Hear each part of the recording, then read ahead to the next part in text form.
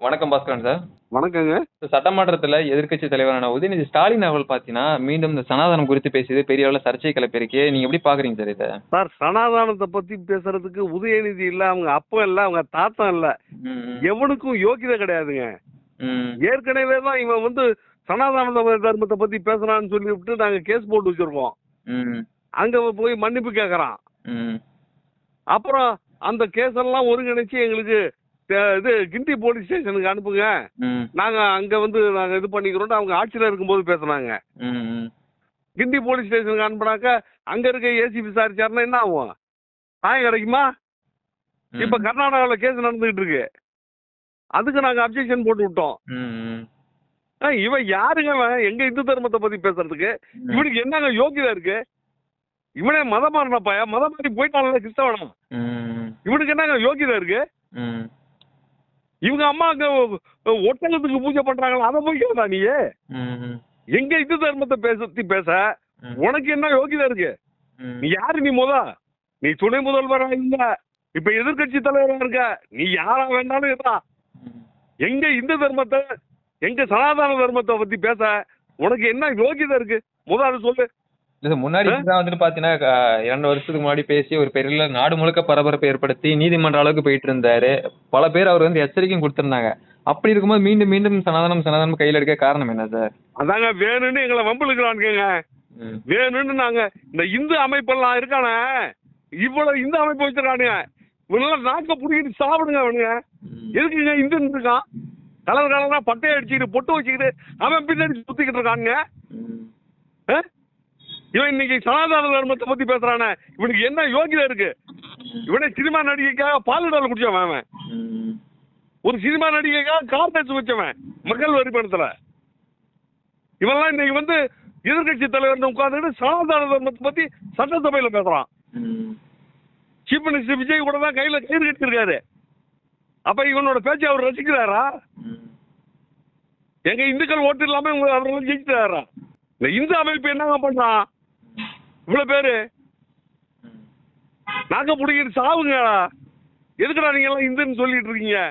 பட்டையை போட்டுக்கிட்டு பொட்டை வச்சுக்கிட்டு இப்படி ஒருத்தன் கேக்குறான், ஒரு பய ஏன்னு கூட கேட்காம இருக்கீங்க. இப்ப தேர்தலுக்கு முன்னாடி இந்த மாதிரியான பேச்சுக்கெல்லாம் வந்துட்டு பேச மாட்டேன்றாங்களே சார். என்னதான் வந்து சனாதன எதிர்ப்பு அப்படி இருந்தாலும் மக்கள் இடத்துல சந்திக்கும் போது இந்த மாதிரியான பேச்செல்லாம் தவிர்க்கிறாங்க. இந்த மாதிரி ஒரு நிகழ்வுல பேசுறாங்களே, எப்படி சார் பாக்குறது? ஆமாங்க, அதுக்கு முன்னாடி பேசியிருந்தா ஓட்டு கிடைக்காம போயிருக்கோம். இந்துக்கள் தான் எழுச்சியா பையா, நீங்க அவன் ஓட்டை வாங்கி ஜெயிச்சுட்டு அங்க வந்து ஒரு சட்டசபையில பேசுறானாங்க. ஒரு சட்டசபையில பேசுறதுக்கு இவனுக்கு என்னங்க யோகிதா இருக்கு எங்களை பத்தி பேச? இவங்களை பத்தி நாங்க ஏதாவது பேசுறோமா? இவன் தோத்தான் ஜெயிச்சான் ஏதாவது நாங்க பேசுறோமா ஏதாவது இவனை பத்தி? ஏன்னா நீ அந்த இந்து தர்மத்துல என்னடா வந்த? உங்க அம்மா பேரு என்னடா? துர்கா தானே?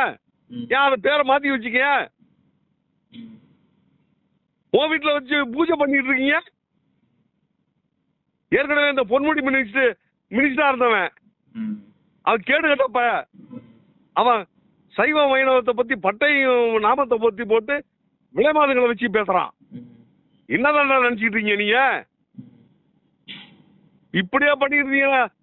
கர்மா விடாது, உன் குடும்பம் விளங்காது, அழிஞ்சிரும். ஜாக்கிரதை. கர்மாவோட இதை போக போக தெரிஞ்சுக்குவீங்க. இப்பதான் எதிர்கட்சியா வந்திருக்கீங்க, இப்பதான் உங்க அப்பா தோத்துருக்காரு, அடுத்தது உனக்கு அந்த முடிவு தான் வரும். என்ன நினைச்சிட்டு இருக்கீங்க நீங்க? உங்களை நாங்க ஏதாவது உரசுறோமா? நீங்க ஏன்டா எங்கிட்ட வர்றீங்க? நீ மதம் மாறினப்ப, மதம் மாறி போயிட்ட, நீ அங்க போய் அவனுக்கு கூட சால்றா போடு, அதுக்காக நகை கிடைச்சமா? நீ யாரு? நீ எங்களை பத்தி பேசுறதுக்கு உனக்கு என்ன யோகிதா இருக்கு? நீ எம்எல்ஏ, எதிர்கட்சி தலைவர், நீ எதாவது வேணாலும் இருறா. இதோட பின்விளைவு விபரீதமா இருக்கும். உன்னை காப்பாத்த உங்க அப்பா கூட கிடையாது. நீங்க அவரும் தோத்து போய் கிடக்குறாரு. திருந்து இல்லைன்னா திருத்தப்படுவ. நீ வந்து உன் கட்சி உன் பின்னாடி இருக்குது, நம்ம வந்து பெரிய ஆளு நினைச்சுட்டுலாம் இருக்காத.